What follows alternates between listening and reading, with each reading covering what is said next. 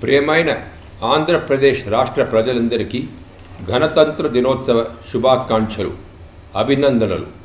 యావత్తు దేశ ప్రజలు ఈరోజు గణతంత్ర దినోత్సవాన్ని పండుగగా జరుపుకుంటున్నారు.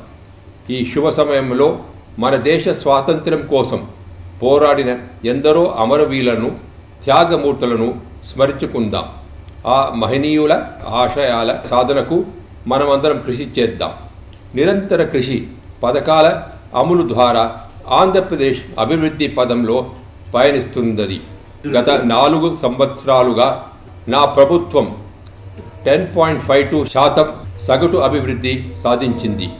ఒకే రోజు 3 లక్షల ఇళ్లలో పేద కుటుంబాల చేత గృహప్రవేశం చేయించి ఆంధ్రప్రదేశ్ ప్రభుత్వం చరిత్ర సృష్టించింది.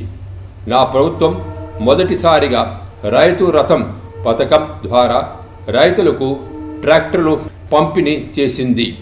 నా ప్రభుత్వం జీరో బడ్జెట్ న్యాచురల్ ఫార్మింగ్ కూడా పెద్ద ఎత్తున నిర్వహిస్తున్నది.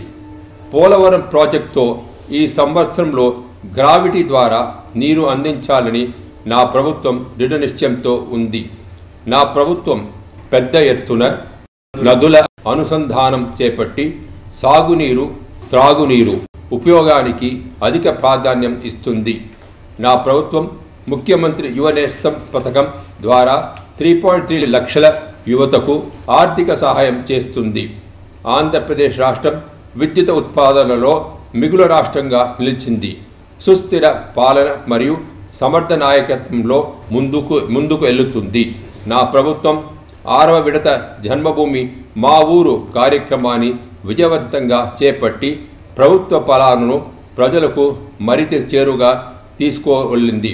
పేద ప్రజలకు ఆసరగా అనేక సంక్షేమ అభివృద్ధి పథకాలతో ముందుకు వెళ్తున్నాం. అభివృద్ధి ఫలాలు సమాజంలోని అన్ని వర్గాల వారికి సమంగా అందాలి. మన రాజ్యాంగ నిర్మాతలు ఆశించిన ఉజ్వల భారతిని నిర్మించుకుందాం. స్వర్ణ ఆంధ్రప్రదేశ్ సాధన లక్ష్యంతో మనమందరం కృషి చేద్దాం. అందరికీ మరోమారు శుభాభివందనాలు. జై హింద్.